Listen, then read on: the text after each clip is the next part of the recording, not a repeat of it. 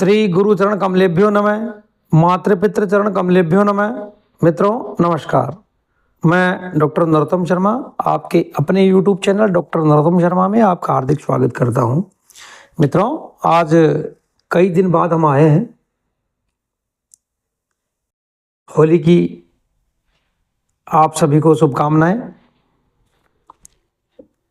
मित्रों, पूर्ववर्ती जो वीडियोस में हम पीसीओडी या पीसीओएस के लिए थेरेपेटिक्स देख चुके हैं, समझ चुके हैं।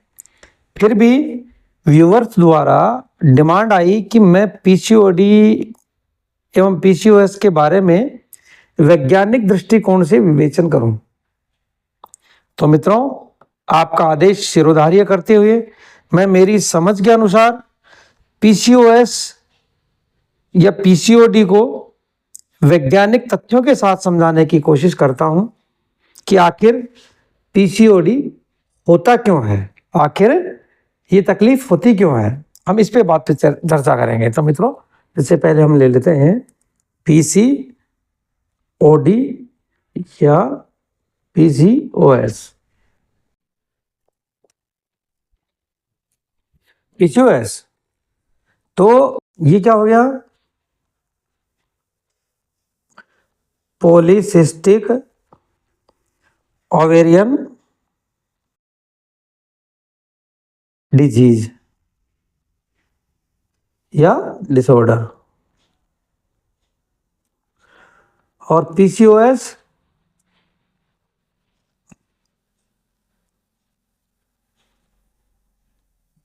Polycystic ovarian syndrome.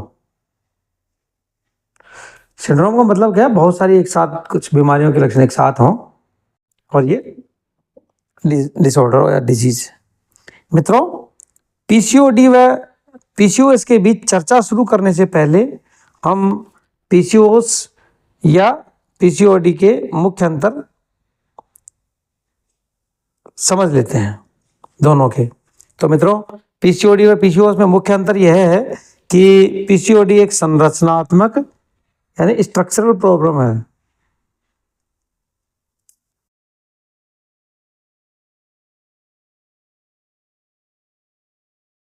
एक संरचनात्मक समस्या है जिसमें जो अंडाशय होता है, ओवरी अंडाशय, जिसमें ओवरी पर छोटे छोटे सिस्ट तरल पदार्थ से भरी हुई थैली होती है। जबकि पीसीओएस व्यापक सिंड्रोम है और ये मेटाबॉलिज्म यानी चयापचय संबंधी गड़बड़ियां इसमें शामिल होती हैं। मेटाबॉलिज्म संबंधी गड़बड़ियां भी इसमें शामिल होती हैं सिस्ट के साथ। अतः पीसीओडी जीवन शैली में बदलाव से ठीक हो सकता है। ये तो क्या है? जीवन शैली में बदलाव से, जीवन शैली में बदलाव, इससे ठीक हो सकता है।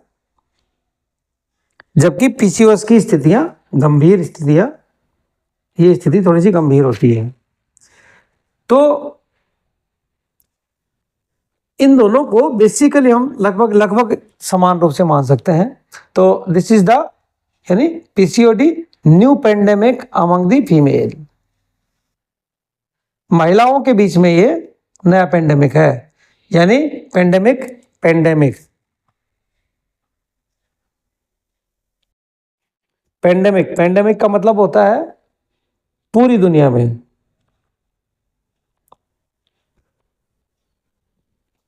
तो देखिए मित्रों, एक टर्म होती है, देखो एक टर्म होती है एंडेमिक, यानी स्थानीय स्तर पे कोई किसी सीमित दायरे में कोई बीमारी होती है। तो जैसे अफ्रीका में जैसे स्लीपिंग सिकनेस होती है, जिसमें एक मक्खी होती है, सीसी फ्लाई जिसको बोलते हैं, उसको काट लेती है तो उसका प्रोटोजोआ उसके अंदर चले जाते हैं और फिर नींद डिस्टर्ब हो जाती है। तो ये स्थानीय स्तर पर होने वाली बीमारी होगी। दूसरा होता है पेंडेमिक। ये क्या होता है? यानी लार्ज स्केल पे, यानी पूरी दुनिया में फैल गई हो, जैसे भी कोरोना वायरस फैला था। और एपिडेमिक, एपिडेमिक का मतलब होता है ऐसी डिजीज जिसके केस एकदम से बढ़ जाए, जैसे डेंगू के, कहीं हैजा फैल गया, इस टाइप की चीजें। तो मित्रों, लगभग महिलाओं की टोटल पॉपुलेशन की 20% पॉपुलेशन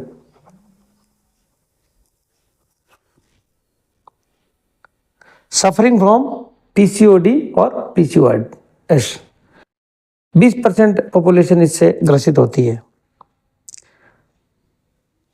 अब मान लेते हैं हमारे ये दोनों लक्षण एक ही है, पहले एक साथ समझ के करेंगे, फिर लास्ट में आप डिवाइड अपने आप कर लोगे, तब चीजों को हम आगे आगे बढ़ते जाएंगे, समझते जाएंगे। तो मित्रों, अब आखिर कोई पूछे कि आखिर क्या होता है पीसीओडी में, होता क्या है पीसीओडी में, मैं वही समझाने की कोशिश कर रहा हूं। तो मित्रों, आपका सामान्य जवाब होगा कि ओवरी में सिस्ट हो जाती है। ओवरी में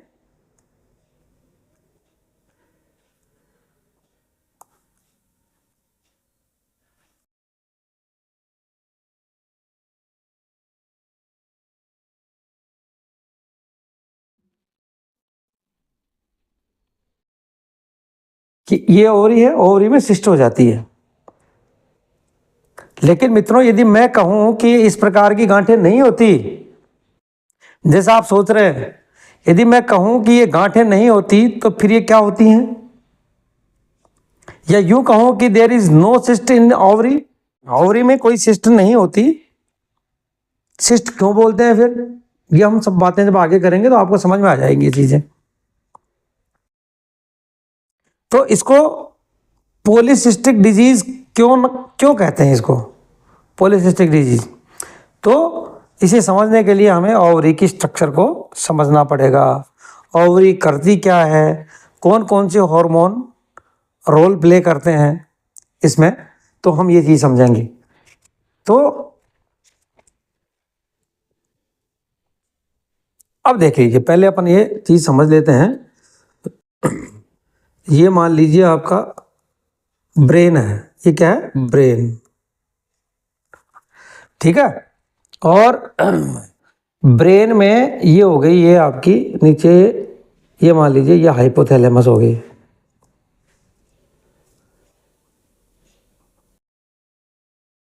और हाइपोथैलेमस के यहाँ ये नीचे आपकी मान लीजिए पिट्यूटरी ग्लैंड होगी।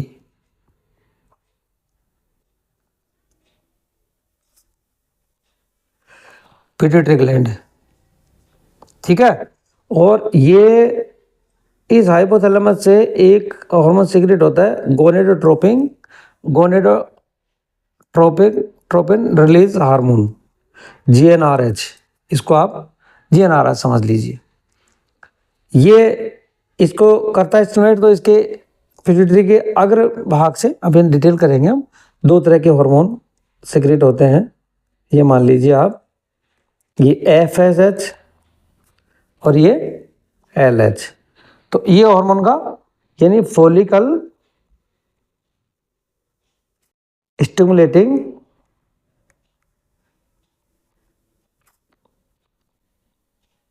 हार्मोन, दो और एक तीन, तीन तो ये हो गए हार्मोन। और फिर ल्यूटिनाइजिंग हार्मोन, ये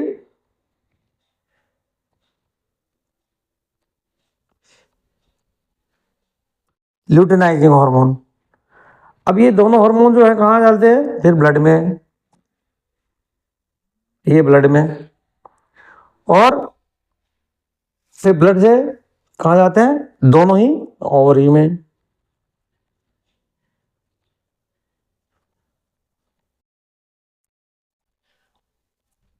ठीक है। और दोनों ओवरी होती हैं, उनमें ये फॉलिकल्स होते हैं,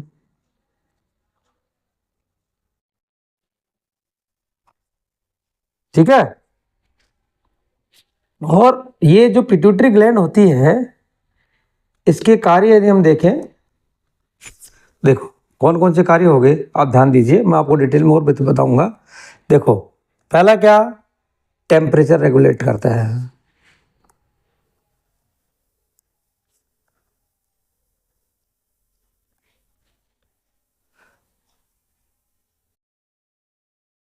कितना 37 डिग्री सेंटीग्रेड।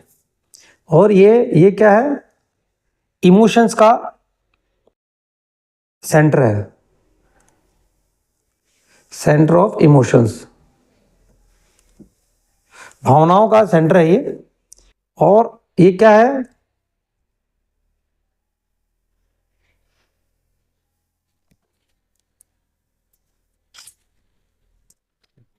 तो हम ये पिट्यूटरी का नहीं कर रहे, सॉरी, हम ये कर रहे हैं हाइपोथैलेमस के कार्य।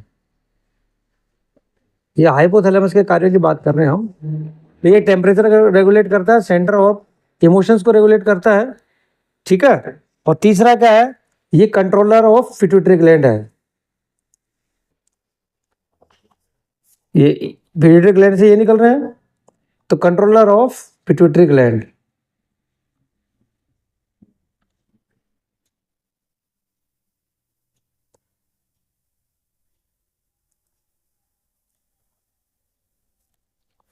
ठीक है। और तीसरा, चौथा, ये हंगर का सेंटर है।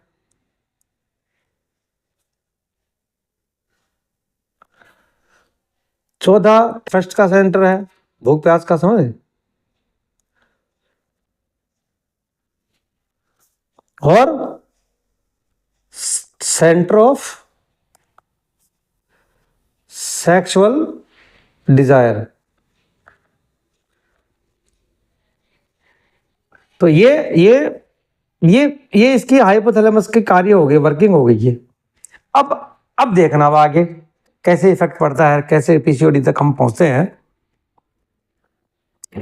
तो फीमेल बॉडी की अगर बात करें तो ये ब्रेन है, और ब्रेन का एक पार्ट है जिसको हम कहते हैं हाइपोथैलेमस। ये क्या काम करता है हाइपोथैलेमस, तो एक तो ये टेम्परेचर रेगुलेट करता है, जैसे हमारा टेम्परेचर हमेशा 37 डिग्री सेंटीग्रेड होता है। दूसरा, ये इमोशंस का सेंटर है, इमोशंस को कंट्रोल करता है। तीसरा काम है, it is controller of pituitary gland. Pituitary gland यहां होती है, दो पार्ट होते हैं इसके, एंटीरियर और पोस्टीरियर, अग्र और पश्च भाग। अब देखना मित्रों, हाइपोथैलेमस के से एक हार्मोन रिलीज होता है, और ये पल्सेटिंग मोड में, मतलब ऐसे रिलीज हुआ फिर रुका, फिर रिलीज हुआ फिर रुका, ऐसे पल्सेटिंग मोड में रिलीज होता है। इस हार्मोन का नाम है GnRH, यानी गोनेडोट्रोपिन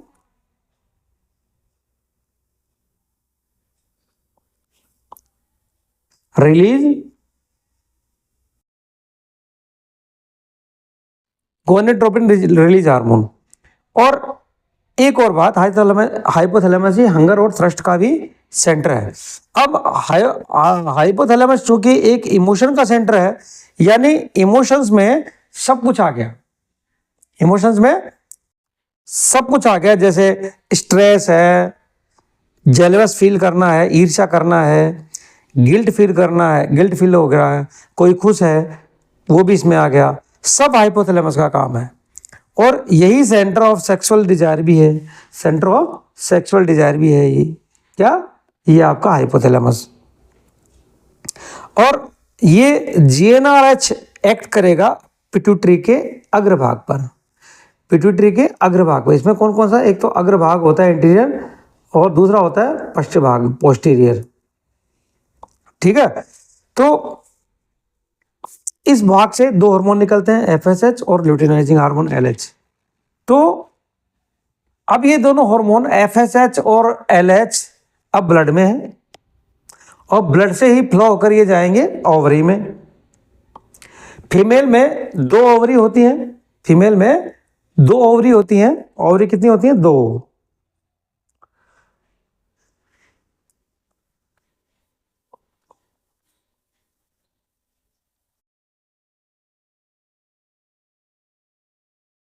ये दो ओवरी होती हैं फीमेल में। इन ओवरी में क्या होते हैं, फॉलिकल्स। ये ओवरी हो गई, इनमें क्या होते हैं, ये फॉलिकल्स होते हैं। इसमें ये जो सेल स्ट्रक्चर होती है इसको बोलते हैं फॉलिकल। और इस फॉलिकल में ही ओवम बनेगा। फॉलिकल में क्या बनेगा, फॉलिकल में क्या बनेगा, ओवम। यानी अंडा, अंडा बनेगा इसी में।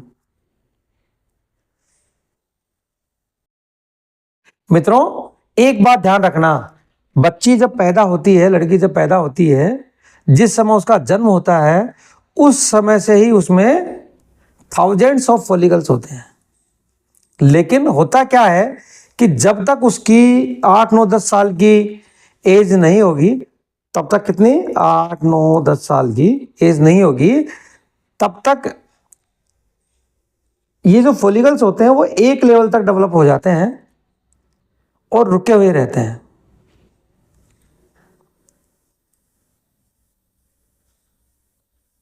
तो ये एज जब आती है 8, 9, 10 साल की,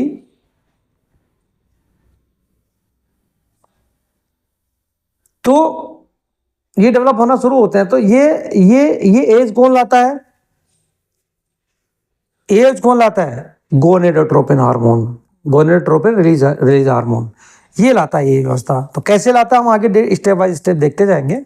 तो मित्रों आजकल हम क्या करते हैं कि हमने एक बच्ची को 5-6 साल की एज में गाने दिखा रहे हैं। कितने साल में? 5-6 साल की एज में ही हम उसको गाने दिखा रहे हैं। आज की रात मजा हुस्न का लीजिए, कैसा सीन चल रहा है टीवी में, मोबाइल पर इंटीमेसी के सीन चल रहे हैं, हम द्व्यर्थी गानों पर डांस करा रहे हैं बच्चे को। तो उस सीन को देखेगी तो बच्ची किस पर असर पड़ेगा? उसके हाइपोथैलेमस पे, क्योंकि ये इमोशंस का सेंटर है, चूंकि ये सेक्सुअल डिजायर का सेंटर है। तो प्रभाव किस पे पड़ रहा है उसका? जो बच्ची देख रही है अपनी आंखों से, उसका प्रभाव सीधा डायरेक्ट आपके हाइपोथैलेमस पे पड़ रहा है।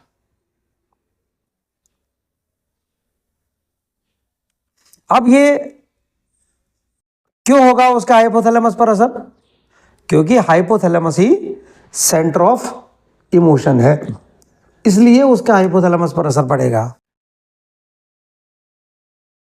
और एक बात सुनना, hypothalamus he centre of sexual desire है, जैसा मैंने पहले बताया आपको। यानी फिजिकल रिलेशन बनाने की डिजायर भी हाइपोथैलेमस से ही होती है। तो मित्रों अब हम दो बच्चों की तुलना करते हैं, दो लड़कियों की तुलना करते हैं, छोटी बच्चियों की। एक बच्ची ऐसे माहौल में रहती है जहां टीवी नहीं चलते, वहां पर टीवी पर न्यूडिटी नहीं होती, द्व्यर्थी गानों पर डांस नहीं होता, उसको हम मॉडर्नाइजेशन के नाम पर अश्लील माहौल के चारों तरफ उसके नहीं करते, वो उसको नहीं दिखा रहे, उसे ये रील नहीं दिखाते जिसमें वो आंटियां आती हैं कच्चा बादाम लेके या बीड़ी जला ले जिगर से पिया वाली आंटी नहीं दिखाते। अब दूसरी बच्ची वो है जिसको घर वाले ही उसे एक वयस्क डांस सिखाते हैं, एडल्ट डांस सिखाते हैं, और इस तरह का माहौल, गंदा माहौल दे देते हैं उसको। देखिए इन बातों से हम पहुंचेंगे आपके पीसीओडी पर। कैसे कैसे ये लिंक है, ये हम उसी पे बात कर रहे हैं। इस समस्या से कैसे लिंक्ड हैं ये चीजें।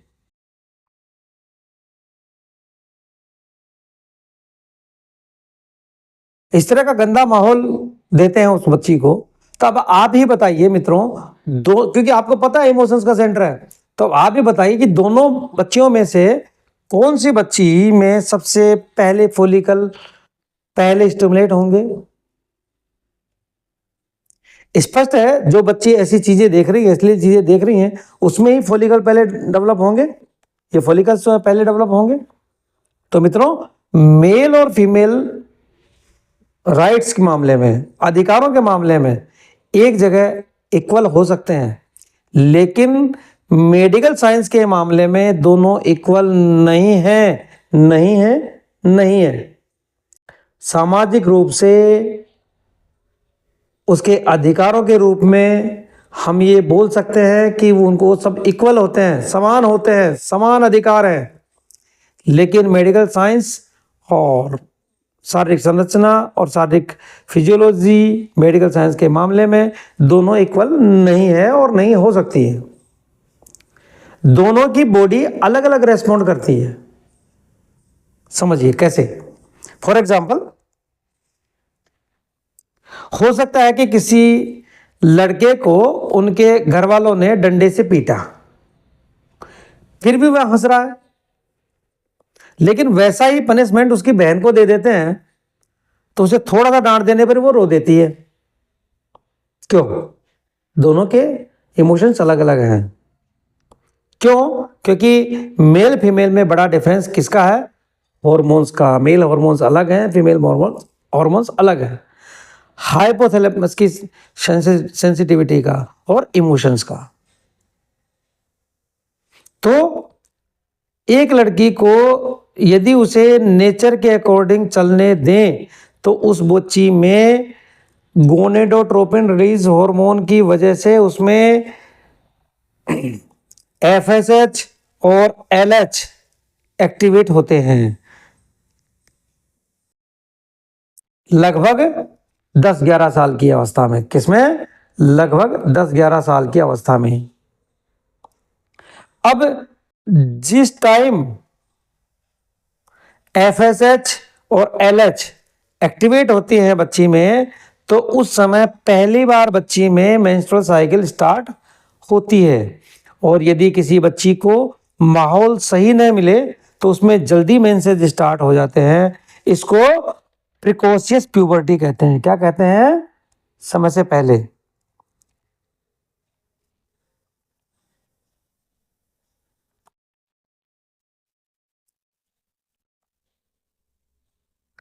क्या कहते हैं? Precocious puberty. प्यूबर्टी का मतलब लड़कियों में लड़कियों वाले लक्षण आना। प्यूबर्टी का मतलब होता है, यौवन का मतलब होता है उसमें लड़कियों में लड़कियों जैसे लक्षण आना। यानी यौनारंभ में ब्रेस्ट का डेवलपमेंट, ओवरी, यूट्रस डेवलपमेंट, उसके इमोशन स्विंग होने शुरू होंगे। तो what is the precocious puberty? यानी जो मेंसेज 10-11 साल की एज में आना था वो 5-6 साल की एज में स्टार्ट हो गया, कम एज में स्टार्ट हो गया। अब यहीं से समस्या शुरू होती है। देखना लिंक कैसे बैठता है। अब देखना यहीं से समस्या शुरू होती है। तो अच्छा, तो मित्रों एक बात जो अब मैं तो बोल रहा हूं ध्यान से सुनना। अब हम कारणों की तरफ पहुंच रहे हैं कि मेडिकल साइंस में ये जो सुनना, soybean soybean soybean medical science में वेल प्रूव्ड है ये बात जो मैं बोल रहा हूं। आप किसी भी लड़की या महिला की सेक्सुअल हेल्थ खत्म करनी है, मैं ये नहीं कह रहा कि खराब करनी है, मैं कह रहा हूं खत्म करनी है। सेक्सुअल हेल्थ,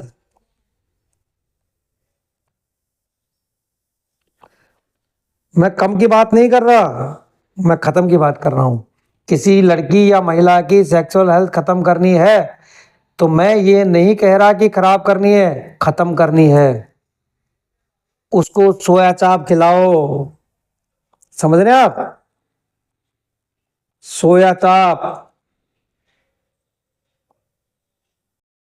उसको सोया सॉस खिलाओ, सोया सॉस खिलाओ। अब बात उठती है भाई soybean is dangerous for female sexual health. हम अभी इसकी डिटेल में नहीं जा रहे, हम अभी इसकी डिटेल में नहीं जा रहे।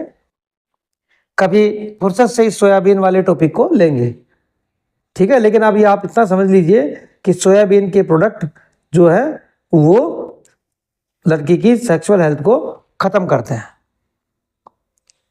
क्यों करते हैं उसकी डिटेल में हम दूसरे टॉपिक में देखेंगे फुर्सत से। फिलहाल आप समझिए कि लड़की या महिला की सेक्सुअल हेल्थ के लिए कौन सी चीजें खतरनाक हैं। अब देखिए कौन कौन सी चीजें खतरनाक हैं। लड़कियों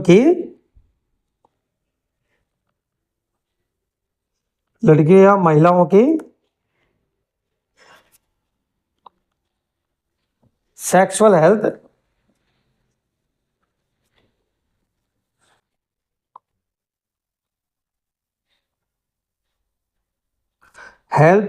के लिए खतरनाक चीजें।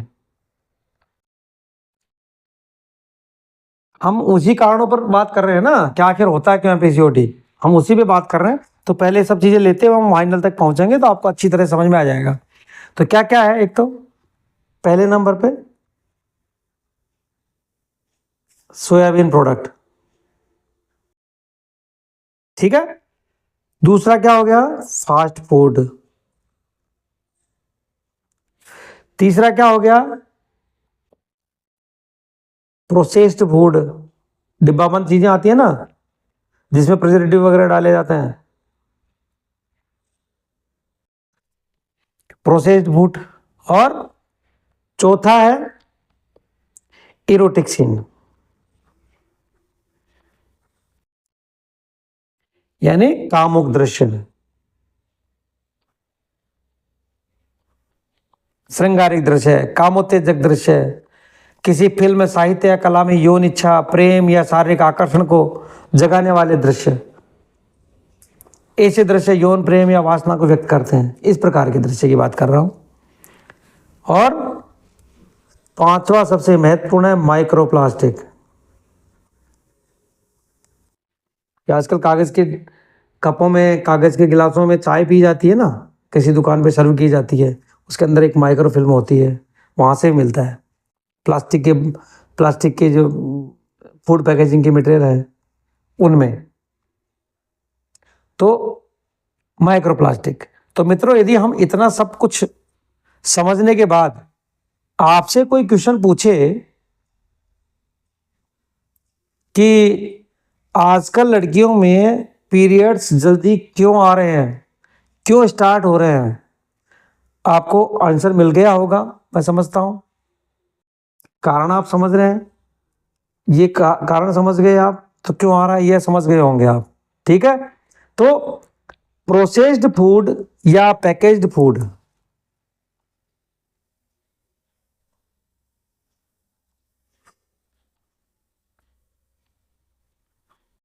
ठीक है।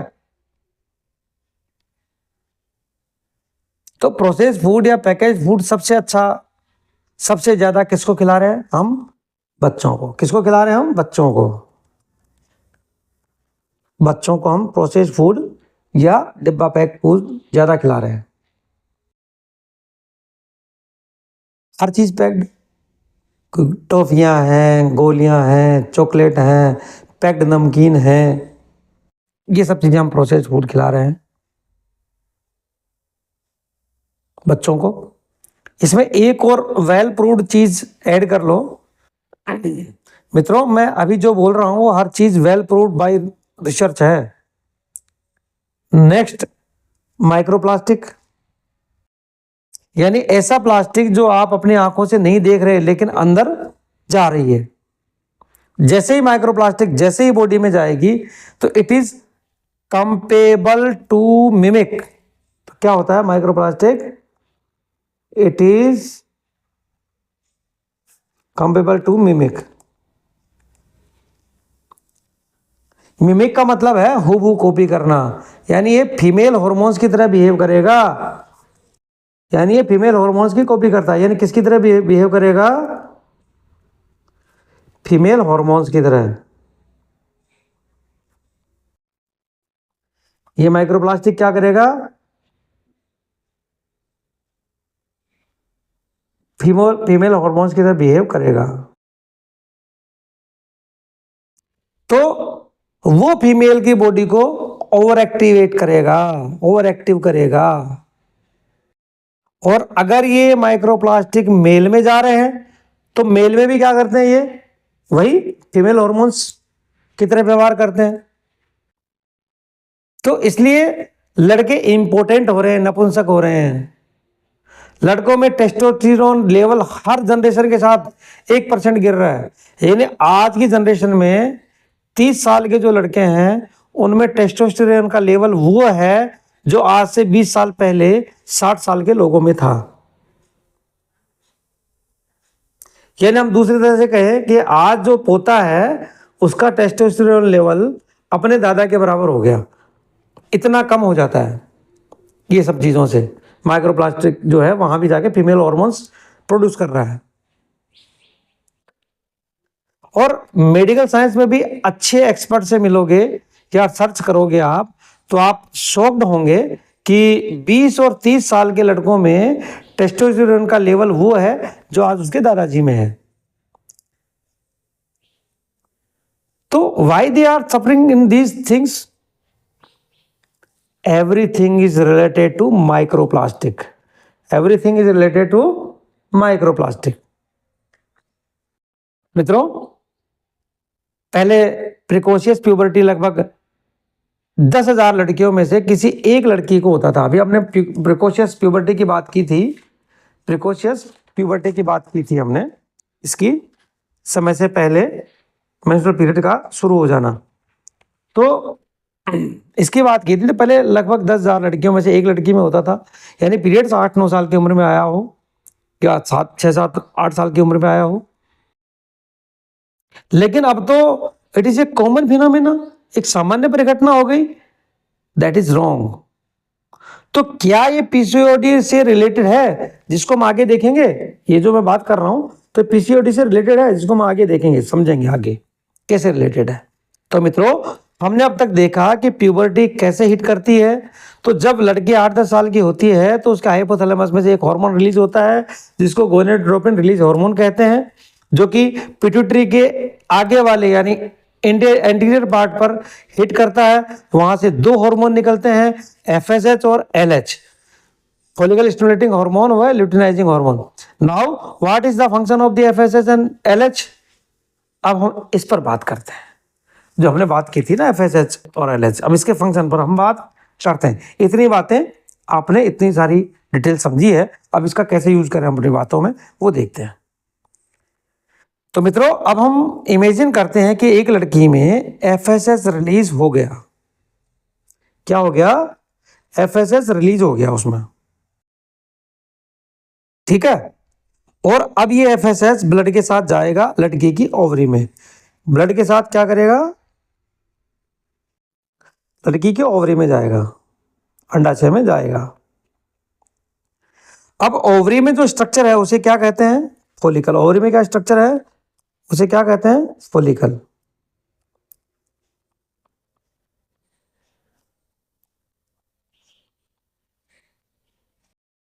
ये क्या है? फॉलिकल।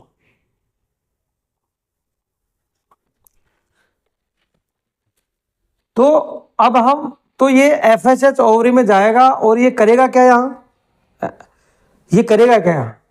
तो अब ये एफएसएच फॉलिकल का डेवलपमेंट कराएगा। ये जो फॉलिकल है ये ओवरी में गया इनमें, तो अब ये क्या करेगा? इन फॉलिकल्स को डेवलप कराएगा, डेवलपमेंट में कराएगा इसको।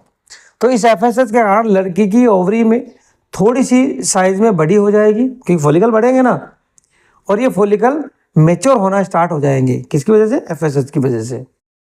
अब फॉलिकल बड़े हो रहे हैं और अब इन फॉलिकल्स का काम है अंडा बनाना। क्या बनाना? अंडा बनाना। अब जैसे ये फॉलिकल जो है एफएसएच रिलीज हुआ तो ये फॉलिकल क्या हो गए? ऐसे बन गए थोड़े बड़े।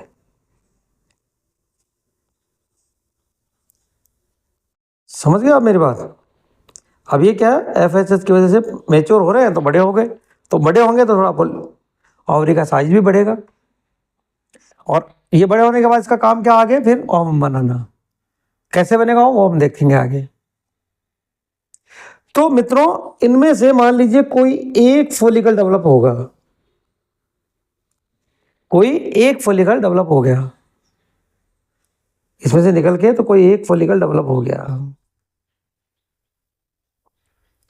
अब ये सारे के सारे फॉलिकल, ये बाकी जो बच्चे सारे के सारे नहीं होते हैं, कोई एक होता है फॉलिकल डेवलप होके। अभी सारे के सारे फॉलिकल ओवन में डेवलप नहीं होंगे, अंडे में नहीं बनेंगे। फाइनल स्टेज में इनमें से कोई एक फॉलिकल ओवन में डेवलप होगा, अंडे में डेवलप होगा। हाँ, एक महीने एक तरफ की ओवरी से व दूसरे महीने दूसरी तरफ की ओवरी से होता है। जैसे किसी ने ओवरी में किसी सिस्ट की वजह से या कुछ और वजह से ओवरी को यदि ऑपरेट करवा दिया तो उसके 2 महीने से पीरियड आएंगे, क्योंकि एक ही ओवरी है उसकी।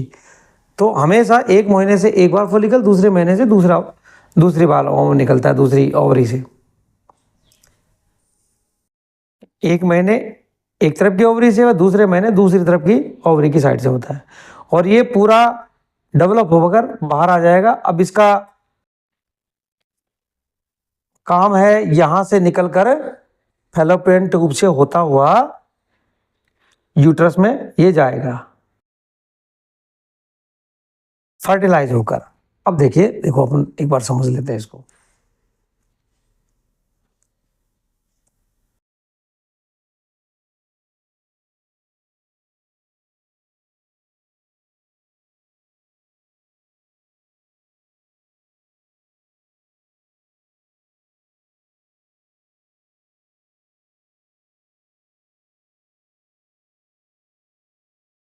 ठीक है, ये तो ओवरी हो गई, ये यहां से ऐसे ऐसे ऐसे जुड़ी होती है ये, और ये लिगामेंट्स होते हैं जैसे जुड़ी होती है, और ये जो इनकी इनर जो वॉल होती है ये ऐसे यूट्रस की, ये क्या होती है, इसको क्या बोलते हैं, एंडोमेट्रियम।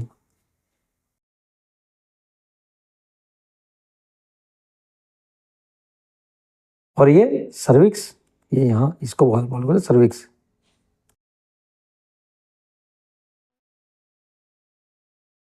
ठीक है, और ये वेजाइना, इस स्ट्रक्चर को, और ये इसको बोलेंगे फैलोपियन ट्यूब।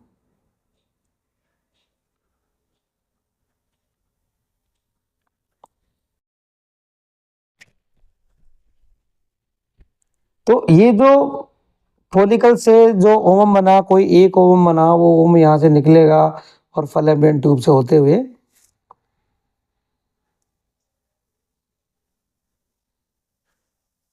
निषेचित होने के बाद ये यहाँ आएगा। अब लड़की जब तक मां नहीं बनती तब तक उसका यूट्रस नाशपाती जैसा होता है, छोटा सा। अब यूट्रस को मैसेज मिला और उसने अपनी इनर लाइन डेवलप करना शुरू कर दिया। जब अंडा निकलता है ना तो उसको मैसेज मिला, तो इसने अपनी इनर लाइन डेवलप करना शुरू कर दिया। क्यों शुरू कर दिया? क्योंकि अंडा निकलते ही यूट्रस को ये लगने लगता है कि अब ये लड़की रिलेशन बनाएगी, और अब ये रिलेशन बनाने के बाद प्रेग्नेंट हो जाएगी, और इस प्रेग्नेंट हो जाएगी तो किसकी जरूरत पड़ेगी? जिस वजह से यूट्रस की लाइनिंग डेवलप होगी, यूट्रस की लाइनिंग को मेट्रियम कहते हैं। तो इसकी 3 लेयर होती हैं, एंडोमेट्रियम, मेसोमेट्रियम बीच वाली, मेसोमेट्रियम और पेरीमेट्रियम, 3 लेयर होती हैं। अब देखिए प्रकृति कैसे करती है, उसको जो ही ओवम रिलीज हुआ, उसको पता है कि भाई अब अंडा आएगा निषेचित होके, फर्टिलाइज होके, तो उसके लिए यहाँ गद्दी तैयार कर रही है। अभी ये नॉर्मल प्रोसेस समझ लें, तो अभी आपको 2 मिनट में आपको पीसीओडी समझ में आ जाएगा। ये नॉर्मल प्रोसेस समझ लिया आपने। ओवरी में फॉलिकल डेवलप हुई एफएसएच की वजह से, फॉलिकल डेवलप हुई, ओम डेवलप होने का इसको इशारा मिला, तो इसने अपने यहाँ एंडोमेट्रियम को बढ़ाना शुरू कर दिया। ये यहाँ तक की बात आपने समझ ली। अब आप 2 मिनट में समझेंगे अब आप। तो अब ये ओम यहाँ पहुंचेगा यूट्रस में, ये ओम पहुंचेगा यहाँ यूट्रस में। जब ये यहाँ पहुंचता है तो ये जाकर एंडोमेट्रियम के साथ जाकर स्टिक करेगा, एंडोमेट्रियम के साथ स्टिक करेगा, चिपकेगा। एंडोमेट्रियम अब इसको ओवम को चेक करेगा। अब ये जो ओवम को चेक करेगा ये एंडोमेट्रियम कि फर्टिलाइजेशन हुआ है या नहीं हुआ। तो जब रिलेशन नहीं बने तो फर्टिलाइज नहीं हुआ, बिना फर्टिलाइज ओवम आ गया, तो ये चेक करेगा कि ये फर्टिलाइज हुआ या नहीं हुआ, इसका निषेचन हुआ या नहीं हुआ। तो एंडोमेट्रियम इसको चेक करेगा कि अरे ये तो फर्टिलाइज हुआ ही नहीं, क्योंकि लड़की ने रिलेशन नहीं बनाई। उसी स्थिति की बात कर रहा हूं मित्रों में। तो फर्टिलाइजेशन ही नहीं हुआ तो you are useless to me, तो आप मेरे लिए कोई काम के नहीं हो। अब they are useless to body, तो ये बॉडी के लिए यूजलेस है। अब बॉडी क्या करेगी? इसको बाहर निकालेगी। तो ये जो एग सेल्स है जो मर गया है, जो निषेचित नहीं रहा, वो जो मर गया, वो एग सेल्स एवं ये एंडोमेट्रियम का पूरा ये प्रत्येक माह मेंसेस के रूप में बाहर निकलता है। किसके रूप में? मासिक धर्म के रूप में। मित्रों, ये नॉर्मल प्रोसेस चलता रहता है, हर 28 दिन की साइकिल में ये चलता रहता है, नॉर्मल प्रोसेस। ये मैं नॉर्मल प्रोसेस की बात कर रहा हूं। तो मित्रों, आपने देखा कि एफएसएच का काम था फॉलिकल के डेवलपमेंट को डेवलप करना। एफएसएच का क्या काम था? फॉलिकल को डेवलप करना। जो फॉलिकल मैक्सिमम डेवलप हो गया, उसमें से एग सेल को बाहर निकालने का काम किसका था? ल्यूटिनाइजिंग हार्मोन का। ल्यूटिनाइजिंग हार्मोन ने क्या किया? इसको डेवलप किया और ओवम को बाहर निकाला। अर्थात लड़की में फॉलिकल को एफएसएच डेवलप करता है और डेवलप्ड फॉलिकल में से एग सेल को बाहर क्या कौन निकालता है? LH hormone, luteinizing hormone. तो मित्रों, आपने देखा कि दो हार्मोन एफएसएच और एलएच हैं जो फीमेल बॉडी को कंट्रोल करते हैं। अब यहां दो हार्मोन और हैं, यानी एफएसएच एलएच कहां से आ रहे हैं? पिट्यूटरी ग्लैंड से। एफएसएच कहां से आ रहे हैं? पिट्यूटरी ग्लैंड से।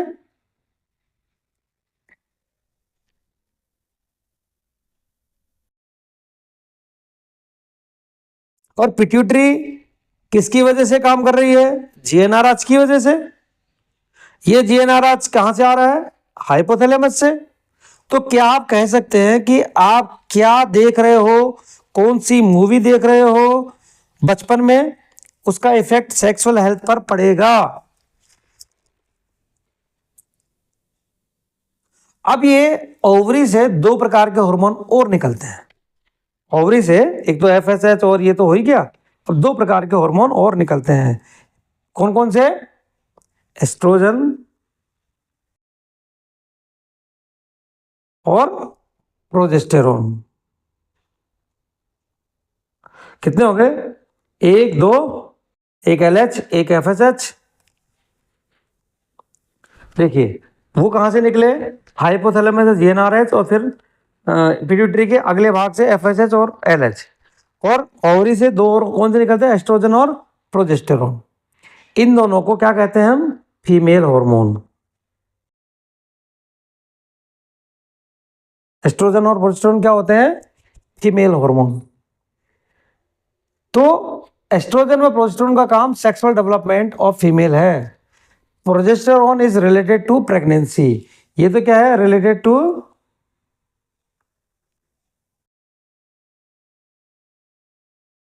प्रेगनेंसी।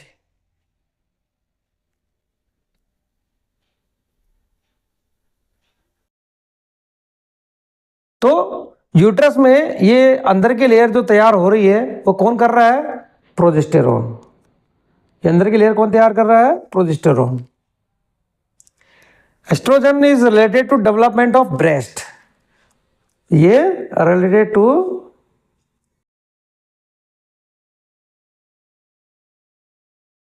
Development of breast. तो लड़की के ब्रेस्ट का डेवलपमेंट एस्ट्रोजन करता है और लड़की को प्रेग्नेंट होने में हेल्प कौन करता है? प्रोजेस्टेरोन।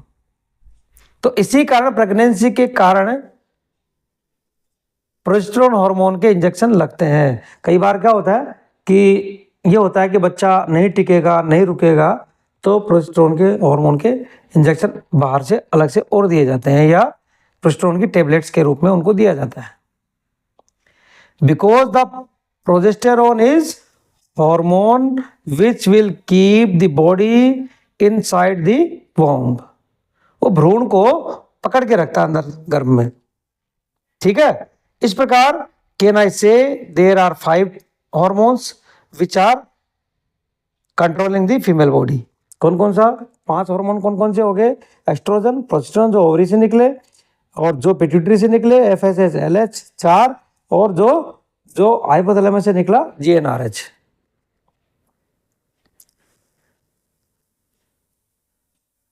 तो हम कह सकते हैं first of all hypothalamus is throwing GnRH, then after anterior pituitary is throwing LH and FSH, then after ovaries are throwing estrogen and progesterone.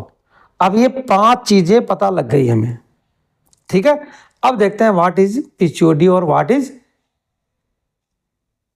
Happening, क्या घटित होता है। अब जिस भी लड़की के पीसीओडी या पीसीओएस हो गया हो तो उसके साथ क्या होता है, ये चीजें हमने समझी। अब उसके साथ क्या होता है, तो याद है ओवरी में बहुत सारे फॉलिकल होते हैं, हमने क्या पढ़ा, ओवरी में बहुत सारे फॉलिकल होते हैं। इनमें से कोई एक फॉलिकल डेवलप होकर एक अंडा बाहर आ रहा है। अब इमेजिन करो कि इस लड़की की ओवरी में हार्मोन का बैलेंस बिगड़ गया, जो हमने कारण बताए थे, ये हार्मोन्स का बैलेंस बिगड़ गया, तो इसके क्या होगा कि इसके सारे फॉलिकल ही डेवलप होना स्टार्ट हो गए। ये होना एक को था, लेकिन हार्मोनल इम्बैलेंस होने से सारे ही डेवलप होना स्टार्ट हो गए। ऑल फॉलिकल्स का मतलब 10 या 20 से अधिक फॉलिकल हो सकते हैं, 10-20 फॉलिकल हो सकते हैं, ठीक है, या उससे अधिक भी हो सकते हैं। दोनों में से कोई भी एक ओवरी में डेवलप हो रहे हैं, दोनों ओवरी में से किसी भी एक ओवरी में डेवलप होते हैं, ठीक है। ये 2-3 mm तक डेवलप होंगे और फिर वहां पर रुक जाएंगे। वहां पर जाकर अब क्या घटित होगा, so what will happen there, अभी तक कोई पूरा डेवलप नहीं हुआ। अब इसमें इतने सारे फॉलिकल डेवलप हो गए, तो फॉलिकल से अंडे को बाहर निकालने के लिए देखिए, फॉलिकल एफएसएच से डेवलप हुआ क्या, हार्मोनल इंबैलेंस बिगड़ा और बहुत सारे फॉलिकल डेवलप हो गए। अब क्या होगा, ये सारे डेवलप हो गए तो सारे में से ओम निकलेगा, जबकि एक में से निकलना चाहिए था, लेकिन अब क्या होगा, सब में से ओम निकलेगा। तो इतने सारे ओम को निकालने के लिए पहले तो जैसे एक डेवलप हो रहा था, ल्यूटिनाइजिंग हार्मोन की मात्रा बहुत कम चाहिए थी, अब बहुत सारे डेवलप हो गए तो हमें क्या होगा, ल्यूटिनाइजिंग हार्मोन का लेवल एकदम से बढ़ेगा, एकदम से इस लड़के में ल्यूटिनाइजिंग हार्मोन का लेवल बढ़ जाएगा। The level of LH is very high. तो एलएच जैसे ही बढ़ता है तो फिर यूट्रस को लगता है कि फर्टिलाइज्ड एग आने वाला है।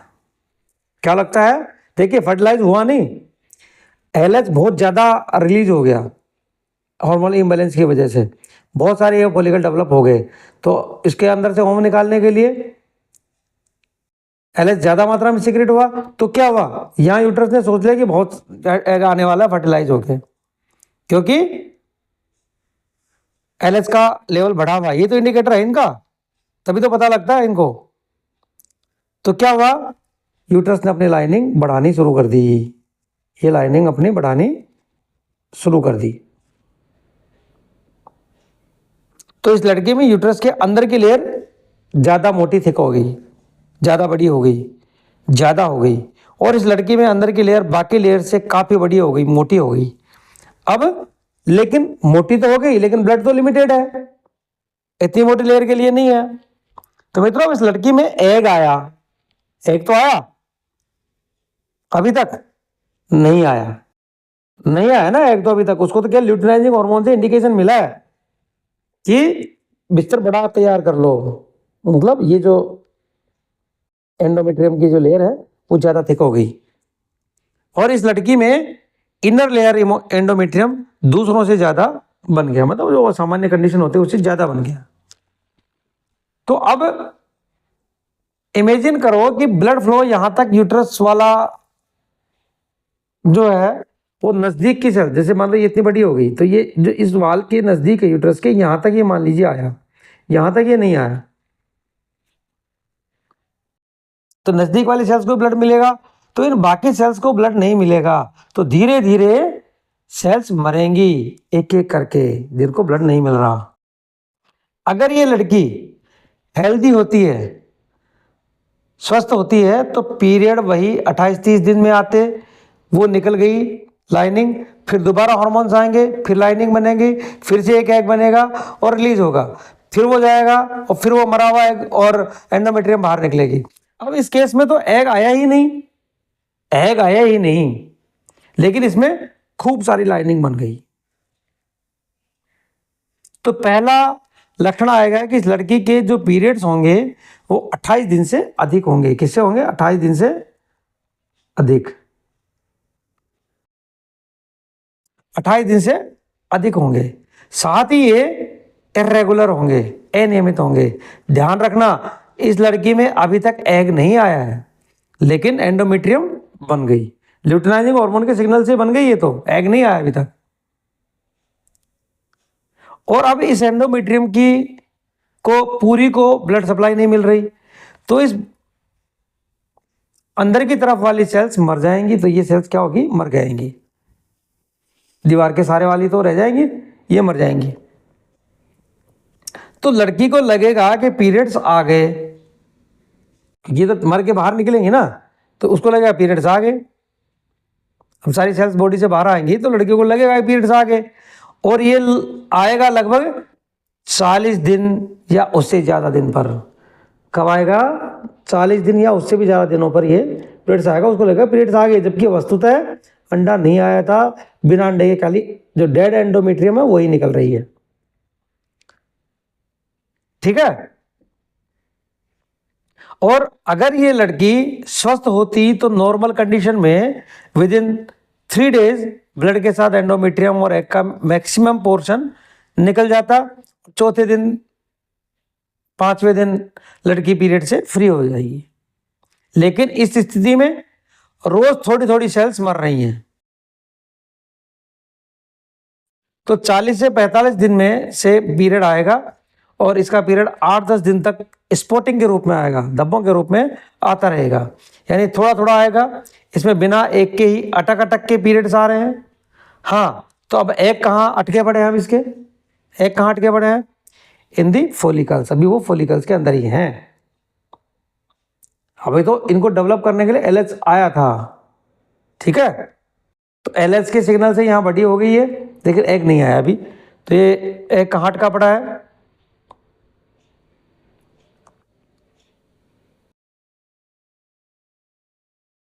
तो इसमें बिना एग के ही पीरियड्स अटक अटक के आए।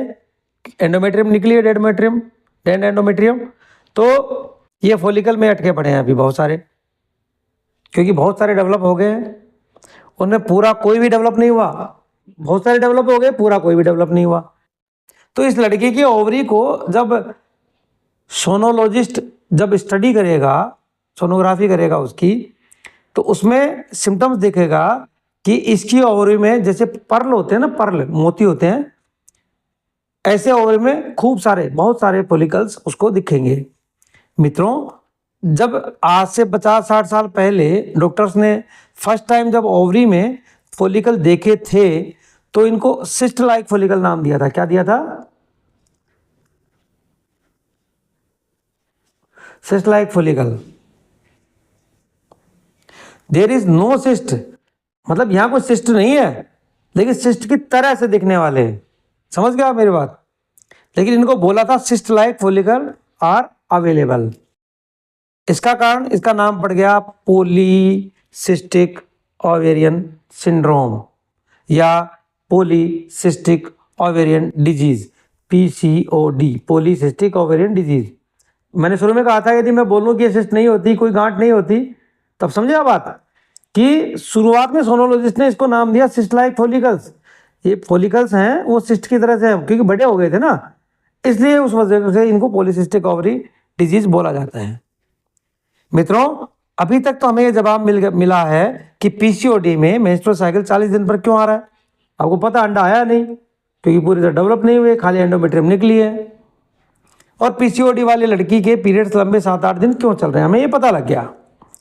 अब दूसरा प्रश्न आता है मित्रों कि सामान्य लड़की में 28 दिन पर पीरियड क्यों आ रहा है, क्योंकि इसमें हर 14वें दिन पर ओवुलेशन हुए जा रहा है। हर 14वें दिन पर ओवुलेशन होता है और फिर वो 14 दिन की प्रक्रिया पूरी करके और फिर वो निकल जाता है फिर 28 दिन पे। लेकिन एबनॉर्मल लड़की में ओवुलेशन नहीं हो रहा है, तो ये 40 दिन वाला साइकिल कंटिन्यू चलेगा। इसलिए मैंने बताया कि इरेगुलर पीरियड्स होंगे। तो अगली बार कब आएगा इस लड़की में पीरियड, जब ये एंडोमेट्रियम सेल डेवलप हो जाएगी। अब इस लड़की में यूट्रस को आप नॉर्मल बोलेंगे, एबनॉर्मल। यदि अगर एबनॉर्मल यूट्रस है इस लड़की का, तो जब मेंस्ट्रुअल साइकिल आएगा तो इस लड़की को लगेगा कि जैसे कोई निचोड़ रहा है, निचोड़ के एंडोमेट्रियम टूट के आती है, पेन हो रहा है, निचोड़ने लायक, जैसे कोई पेट को निचोड़ रहा है यूट्रस को, क्योंकि एंडोमेट्रियम की आउटर लेयर मर गई है। तो मैं ये कह सकता हूं कि painful menstrual cycle plus nausea, मितली होगी, उसका उल्टी उल्टी जी करेगा। अब एक और बात है कि मैंने बताया था कि लड़कियों में एस्ट्रोजन व प्रोजेस्टेरोन होते हैं, एस्ट्रोजन और प्रोजेस्टेरोन होते हैं, और साथ ही थोड़ा सा मेल हार्मोन, मतलब मेल में थोड़ा सा मेल हार्मोन होते हैं और मेल में थोड़ा सा फीमेल हार्मोन भी होते हैं। तो क्या होता है, टेस्टोस्टेरोन, टेस्टोस्टेरोन ये क्या है, मेल हार्मोन है।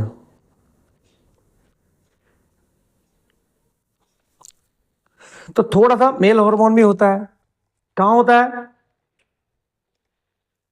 ये याद रखना, यानी फीमेल में थोड़ा सा मेल हार्मोन भी होता है। तो ये हार्मोन कहाँ से आते हैं, अब देखिए, ये जो अपने ये फॉलिकल है, ये फॉलिकल है ओवरी में, ठीक है, ये ओवरी में फॉलिकल है, यहाँ बीच में,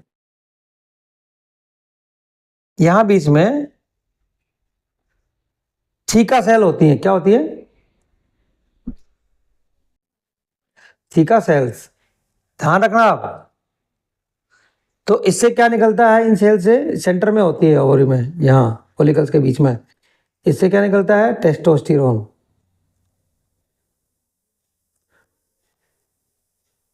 ये क्या होता है, मेल हार्मोन। देखो इसकी व्यवस्था भी पहले से हो रखी है ईश्वर के द्वारा। तो लड़कियों की जो ओवरी होती है उसमें बीच में होती है थीका सेल्स होती है, जो टेस्टोस्टेरोन सिक्रीट करती हैं, जिसे मेल हार्मोन कहते हैं। तो मित्रों, थीका सेल्स उतना ही टेस्टोस्टेरोन मेल हार्मोन सिक्रीट करती है जितना कि ल्यूटिनाइजिंग हार्मोन आता है। अब देखिए सिचुएशन देखने का, पहले एक एक फॉलिकल अंडे में हो रहा था, थोड़ा सा आ रहा था, तो जितना एलएच की मात्रा होगी उतना ही ये थीका सेल्स टेस्टोस्टेरोन को सिक्रीट करेगी। अब यदि एलएच की मात्रा बढ़ गई कि बहुत सारे मतलब हार्मोनल इंबैलेंस की वजह से बहुत सारे फॉलिकल डेवलप हो गए, तो ओवम उसको ओवम बाहर निकालने के लिए फॉलिकल से, तो ल्यूटिनाइजिंग हार्मोन ज़्यादा सिक्रीट हुआ। तो हमने कहा कि जितना एलएच होगा सिक्रीट उतना ही ये थीका सेल्स टेस्टोस्टेरोन हार्मोन बनाएंगी। यहीं से सारी शुरू हो जाती है सिस्टम सारा। अब आप समझेंगे आप। तो मित्रों मैं कह रहा था कि थीका सेल्स उतना ही टेस्टोस्टेरोन सिक्रीट करती हैं, स्रावित करती हैं जितना कि एलएच आता है। अतः जब फॉलिकल डेवलप होता है तो थोड़ा सा टेस्टोस्टेरोन आएगा। अब इस केस में, ये जो एबनॉर्मल केस है, इस केस में क्या होगा कि इस लड़की के साथ जब बहुत सारे फॉलिकल्स डेवलप होंगे तो बहुत सारा एलएच आएगा, तो उतना ही बहुत सारा टेस्टोस्टेरोन भी सिक्रीट होगा। जितना एलएच आएगा उतना ही ज्यादा टेस्टोस्टेरोन भी आएगा। तो मित्रों लड़कों में क्या होता है, टेस्टोस्टेरोन से आवाज चेंज हो जाती है, दाढ़ी मूछें आती हैं। तो मित्रों इस लड़की के साथ क्या होगा कि इसकी ठोड़ी पर व मूछ पर बाल आने शुरू हो जाएंगे, यानी दाढ़ी मूछ आने शुरू हो जाएंगे, जिसे हिरसुटिज्म बोलते हैं। क्या बोलते हैं, दाढ़ी मूछ आना शुरू हो जाएंगे मित्रों। तो इस प्रकार से ये स्थिति होगी मित्रों। अब आप समझ गए दाढ़ी मूछ पीसीओडी में क्यों आई, ठीक है। अब हम बात कर रहे हैं मित्रों नेक्स्ट सिम्टम है लड़के में इंसुलिन रेजिस्टेंस। देखिए क्या क्या दिक्कतें हो रही हैं, तभी तो वो सिंड्रोम में कन्वर्ट होगा ना, बहुत सारी दिक्कतें आएंगी। दाढ़ी मूछ आ गई, हार्मोनल इंबैलेंस हो गया, टेस्टोस्टेरोन भी ज़्यादा मात्रा में सिक्रेट होने लग गया, इंसुलिन रेजिस्टेंस भी आ जाएगा। तो नेक्स्ट सिम्टम क्या है इसमें,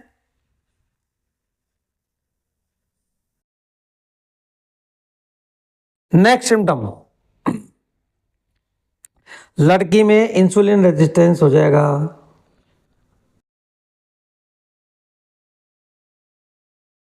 इंसुलिन काम नहीं आ पाएगा बॉडी में, बॉडी उसको अब्जॉर्ब नहीं कर पाएगी। तो क्या होगा, इंसुलिन हमारे बॉडी में एक्स्ट्रा ग्लूकोज को सेल्स में भेज देता है। तो इस लड़की में जब इंसुलिन रेजिस्टेंस होगा तो ब्लड में शुगर हाई रहेगी, इस वजह से इस लड़की में सेडेंट्री वेट गेन होगा। शुगर हाई रहेगी तो उसका वजन बढ़ेगा, यानी मोटी थुलथुली हो जाएगी।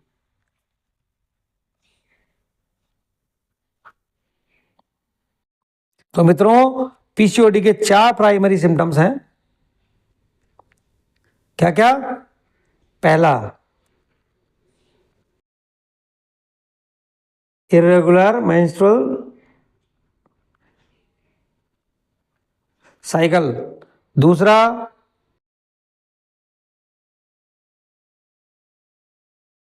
Without ovulation.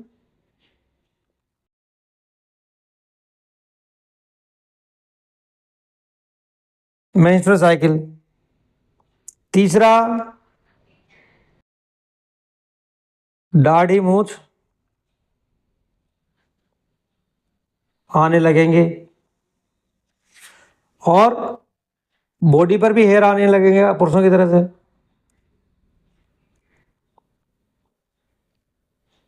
चौथा, लड़की का वेट गेन, मोटी थुलथुली हो जाएगी। तो ये बेसिक आइडिया है पीसीओडी का। अब ये हो क्यों रहा है? हो क्यों रहा है? हो क्यों रहा है? Due to disturbance of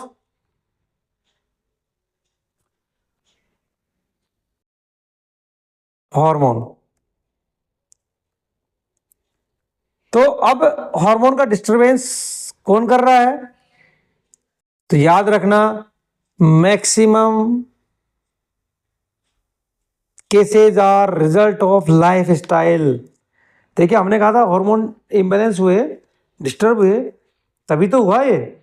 follicles बहुत सारे डेवलप हो गए, लुटेराइजिंग हार्मोन बहुत ज़्यादा आने लग गया, तो टेस्टोस्टेरोन भी बहुत ज़्यादा आने लग गया, तो पुरुषों के लक्षण आने लग गए, तो बहुत सारे फॉलिकल्स में से ओम नहीं निकला।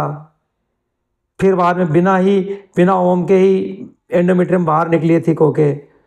एलएच ज़्यादा होने से बहुत ज़्यादा थिक हो गई एंडोमेट्रियम। तो ये सब चीज़ें किससे हो रही है? Life style.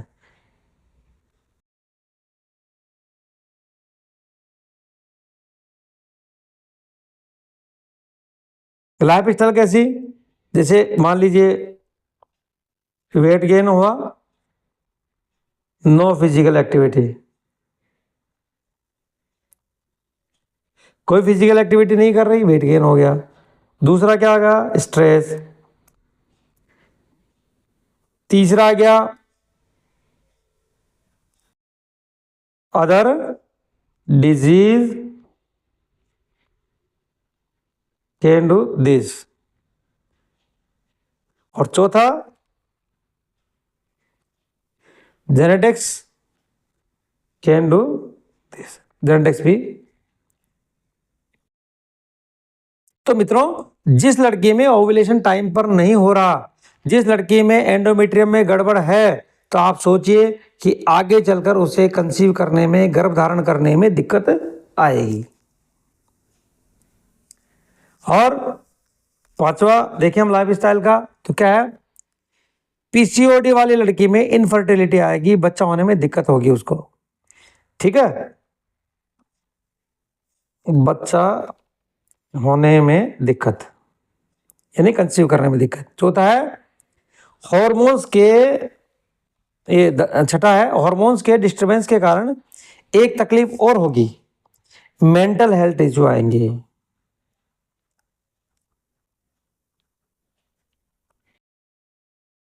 Mental health issue आएंगे। अब पीसीओडी का डायग्नोसिस सोनोग्राफी से होता है। और एक बात आप याद रखें कि ल्यूटिनाइजिंग हार्मोन मतलब एलएच और एफएसएच का जो रेशियो है, अनुपात है, वो इम्पोर्टेंट है।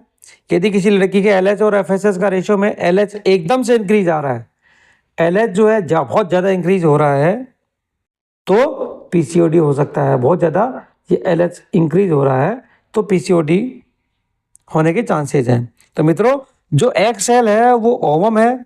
यह वास्तव में जो रिप्रोडक्शन की सेल है, और ये सेल जब फॉलिकल में है, वही बड़ी पड़ी पड़ी डिवाइड होके डिवाइड होना स्टार्ट हो जाती है।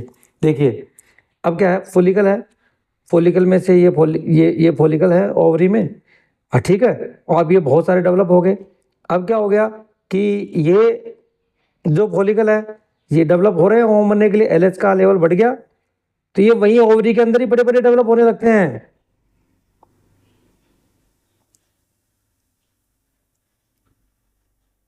तो ये क्या होता है, ओवरी के अंदर ही वही पड़ी पड़ी, ये ओवम जो होता है ना, ओवम इसमें निकला नहीं बाहर, तो बाहर नहीं निकला तो अंदर आया नहीं मतलब यूट्रस में, तो ये एग सेल जो यहीं पर क्या है डिवाइड होती रहती हैं, डिवाइड होके वृद्धि करती रहती है। निषेचित तो नहीं हुआ लेकिन वो डिवाइड होना स्टार्ट हो जाती है।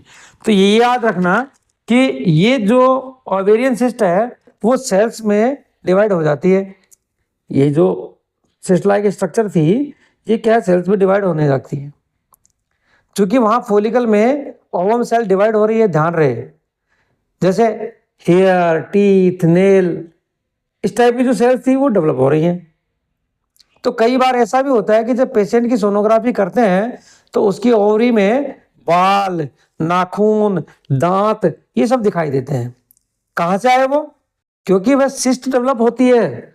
ये जो ओवम नहीं डेवलप, अनडेवलप्ड जो ओवम था ये डिवाइड हो रहा है वहां। वह क्यों डेवलप होती है, क्योंकि वह अंडा है, अंडे का काम था आगे जाकर बच्चा बनाना। हालांकि स्पर्म से निषेचित तो नहीं हुआ लेकिन ये फिर भी डिफरेंट सेल्स में डिवाइड तो हो ही जाता है, क्योंकि ये क्या है, they are germ cell, they are genital cells, they are capable to give birth to different types of cells. देखिए निषेचित नहीं हुआ, निषेचित होता तो मेल फीमेल का अलग सिस्टम होके डेवलप होती, वो मिलके दो तरह के बायोलॉजिकल मतलब मटेरियल आ जाते। अब क्या वही है, लेकिन ये सेल्स जो अलग अलग अंग को बनाने के लिए थी वो तो अपने आप में डिवाइड हो ही सकती हैं। तो मित्रों ये बेसिक आइडिया है पीसीओडी का। तो मित्रों ये पीसीओडी पेंडेमिक के रूप में लाइफस्टाइल की वजह से फैल रहा है। एक और सबसे बड़ा और एक फैक्टर आया है जो बहुत महत्वपूर्ण है, वो है लड़कियों में प्यूबर्टी की एज कम हो रही है और शादी की एज हम बढ़ा रहे हैं। मान लीजिए कि जो 10-11 साल में, 10 से 12 साल में जो प्यूबर्टी की एज आती थी, मेंस्ट्रुअल साइकिल आती थी, अब हो गई वो 5-6 साल में या 7 साल में।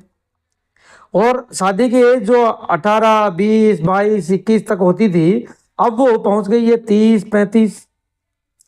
तो ये जो ओवम तो जैसे मैंने आपको बताया कि जन्म से ही होते हैं, ये जन्म से ही आपके फॉलिकल्स होते हैं अनडेवलप्ड रूप में। जब वो डेवलप्ड जल्दी शुरू हो जाएंगे तो उसके परिपक्व और निश्चित होने का लंबा समय हो गया ना, ये बीच का गैप ज्यादा हो गया। लड़कियों में प्यूबर्टी की एज तो कम हो रही है और शादी की एज हम बढ़ा रहे हैं, तो प्यूबर्टी हिट करने की एज तो हो गई अर्ली, प्यूबर्टी हिट करने की एज तो हो गई जल्दी, ठीक है, जवानी को आने की एज तो हो गई जल्दी, और उसकी जो मैरिज की एज है, शादी की एज हो गई डिलेड। तो अर्ली और डिलेड के बीच में तो मित्रों बीच में गैप बहुत इंक्रीज हो गया, और गैप इंक्रीज हो गया तो इसी वजह से आज पीसीओडी बहुत बड़ा कारण बन गया है। प्यूबर्टी और जो एज, ये जो बड़ा हो गया, इनका डिफरेंस जो है, इस समय का डिफरेंस जो बड़ा हो गया, ये एक बहुत बड़ा कारण बन रहा है पीसीओडी का।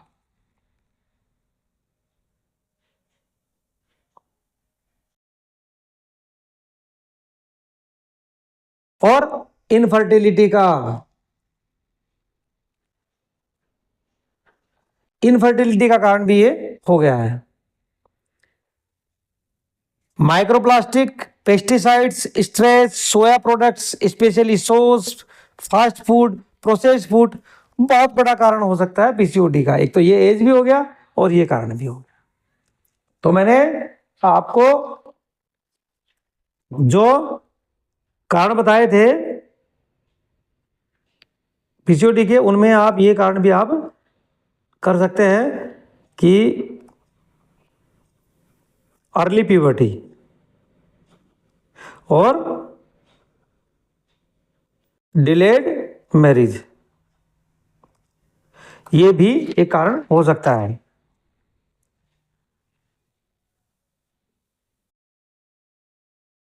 अब मैं अगर लड़कों की बात करूं मित्रों, तो लड़कों में भी टेस्टोस्टेरोन है। लड़कों की बॉडी भी डिफरेंटली प्रोग्राम्ड है, उनमें असंख्य बार दे कैन जनरेट स्पर्म, वो स्पर्म जनरेट कर सकते हैं। लेकिन लड़कियों की बॉडी 28 दिन की साइकिल के हिसाब से प्रोग्राम्ड है। मित्रों, मैं सोचता हूं कि इन सभी फैक्टर्स का फीमेल में ही ज़्यादा इफेक्ट कर रही हैं। लड़कियों में तो एक ही इफेक्ट आ रहा है, infertility because of low testosterone level. जो लड़के होते हैं उनमें इनफर्टिलिटी का कारण क्या है? देखिए, लड़कियों में तो बहुत सारे कारण हो गए, पीसीओडी, हार्मोनल इम्बैलेंस, और ये सारे टेस्टोस्टेरोन का लेवल ज़्यादा होना, और ये सब चीज़ें, ये इस टाइप का फॉलिकल्स बनना, मतलब बहुत सारे कारण हो गए। लड़कों में इनफर्टिलिटी का एक ही कारण ज़्यादातर मिलता है, वो क्या? लो टेस्टोस्टेरोन लेवल। किसमें? लड़कों में।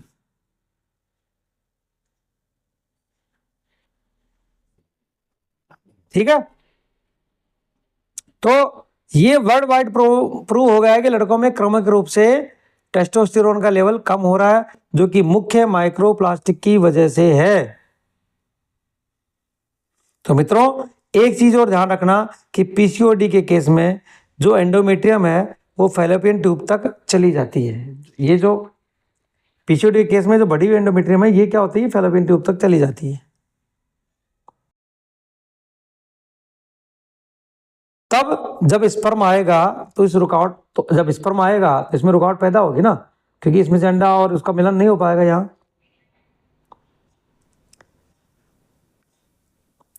तो जब तक स्पर्म आएगा तो ये रुकावट पैदा करेगी, जो एग से मिलने नहीं देगी इसे। इस स्थिति को एंडोमेट्रियोसिस कहते हैं। एंडोमेट्रियम जो है वो यहाँ जा करके डेवलप हो जाती है, तो एंडोमेट्रियोसिस कहते हैं। और इस स्थिति को क्या कहते हैं? एक और नाम देते हैं इसको, देखिए आप, स्प्रेडो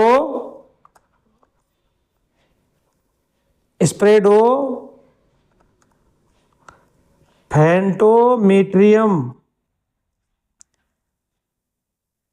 बियॉन्ड यूट्रस इन दी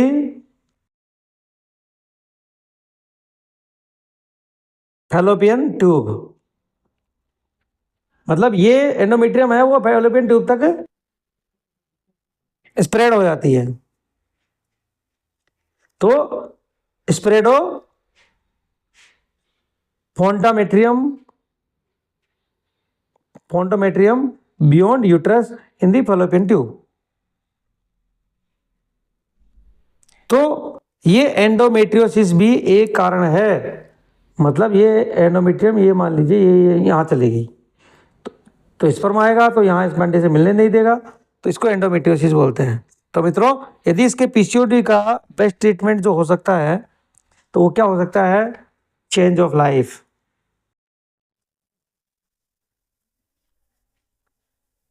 लाइफ स्टाइल में change, healthy life style. Healthy life style को रखने के लिए ऐसी चीजों से दूर रहें जो हार्मोन को, हाइपोथैलेमस को ट्रिगर करें। स्ट्रेस से दूर रहें, फास्ट फूड से दूर रहें, पैक्ड फूड से दूर रहें। हर दिन एक्सरसाइज करनी है। बच्चे कितनी भी जिद करे तो उसे पिज्जा, कोल्ड ड्रिंक से दूर रखें। मित्रों, एक सिचुएशन है कि यदि लड़की व लड़का, दो बच्चे हैं घर में, और दोनों को पिज्जा, कोल्ड ड्रिंक दिए जाएं तो लड़की को ज्यादा फर्क पड़ने वाला है बजाय लड़के के। क्योंकि ध्यान रखो, राइट्स में दोनों समान हो सकते हैं, लेकिन शारीरिक मैकेनिज्म में दोनों अलग अलग हैं। आज पाश्चात्य देश हेल्दी लाइफ स्टाइल अपना रहे हैं और हम लोग पाश्चात्य फूड अपना रहे हैं। विचारणीय प्रश्न है मित्रों, बहुत विचारणीय प्रश्न है। और यदि आपको फ्यूचर में हॉर्मोन्स की टेबलेट्स आदि से बचना है तो हेल्दी लाइफ स्टाइल बनाएं। पिज्जा, बर्गर, नूडल्स, पास्ता से दूर रहें। यानी वही पुरानी बात, सादा जीवन, उच्च विचार।